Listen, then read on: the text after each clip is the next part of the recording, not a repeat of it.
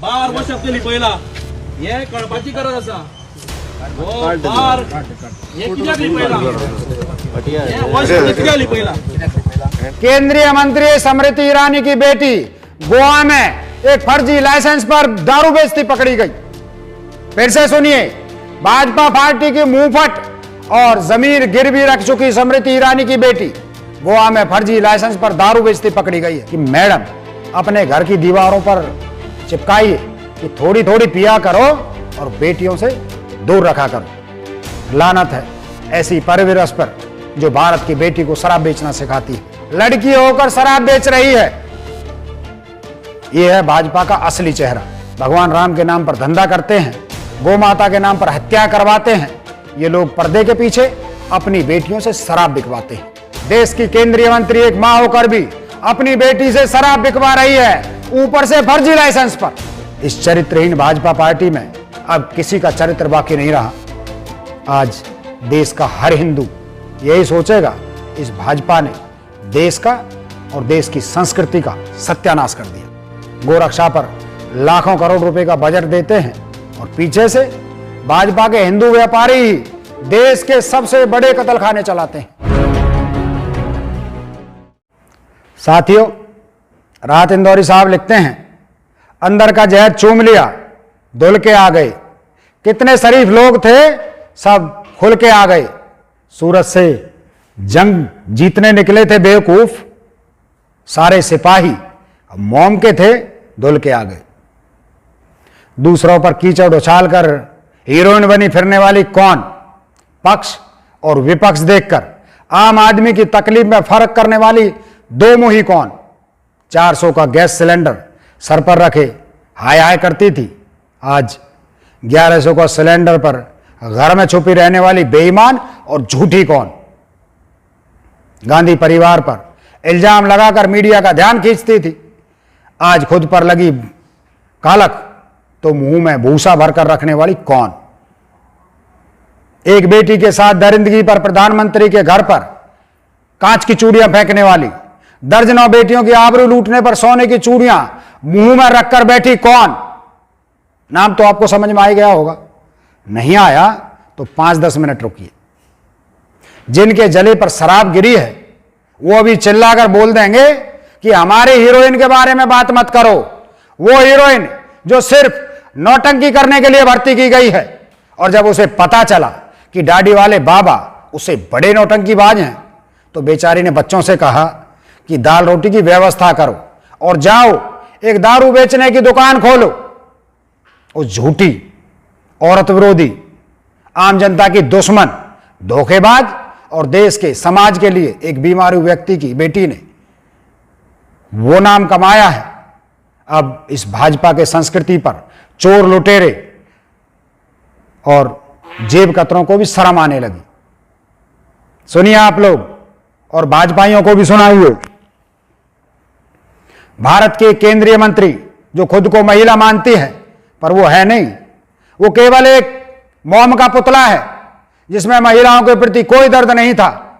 आज उसी की बेटी ने भाजपाई संस्कृति का एक और घिनौना उदाहरण पेश किया है।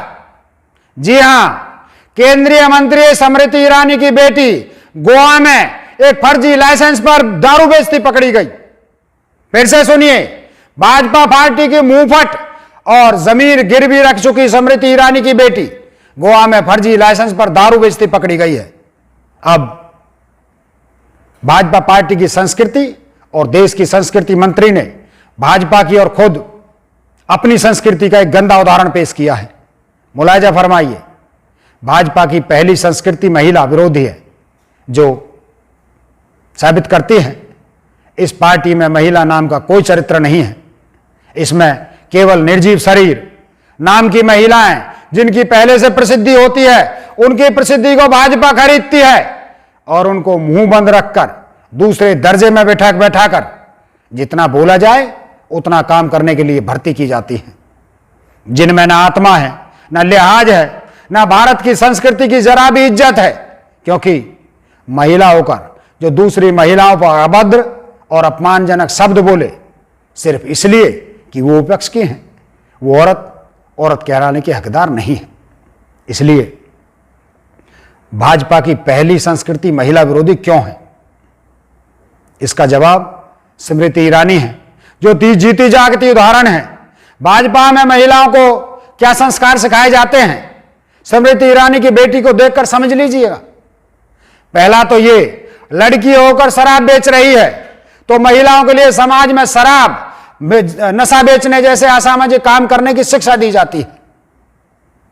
यह है भाजपा का असली चेहरा, जो मीडिया नहीं दिखाती। ये भाजपाई जो राम नाम के नाम पर, भगवान राम के नाम पर धंधा करते हैं, गौ माता के नाम पर हत्या करवाते हैं, ये लोग पर्दे के पीछे अपनी बेटियों से शराब बिकवाते हैं।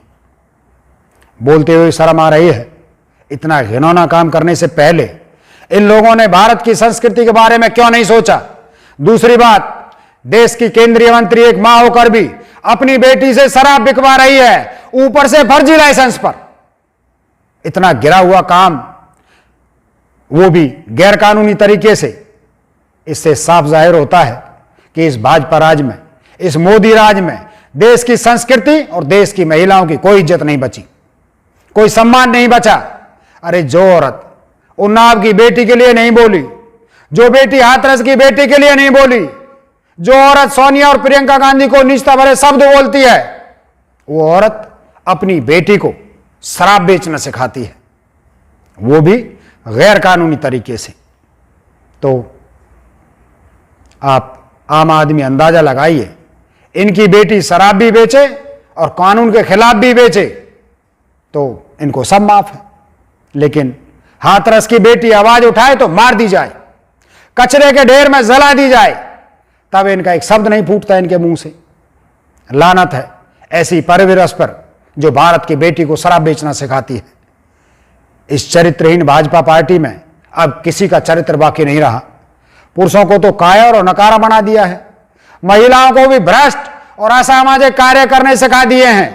पूछता हूं भारत की केंद्रीय मंत्री से, आपके बच्चे क्या इतने पढ़े लिखे नहीं थे कि इज्जत के काम कर सकें?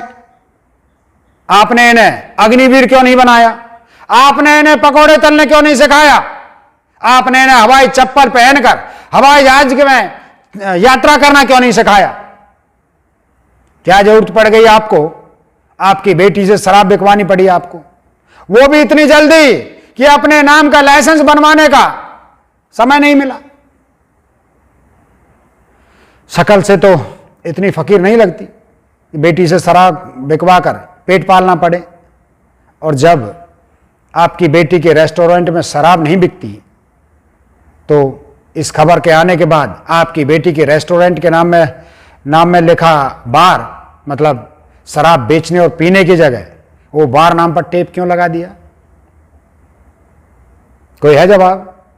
हमारे युवा कांग्रेस के सिपाहियों ने जब इस रेस्टोरेंट को घेरा तो वहां रेस्टोरेंट के बोर्ड पर टेप चिपका था, जिसे हमारे साथियों ने हटाया तो उसके नीचे साफ अक्षरों में लिखा था बार एंड रेस्टोरेंट।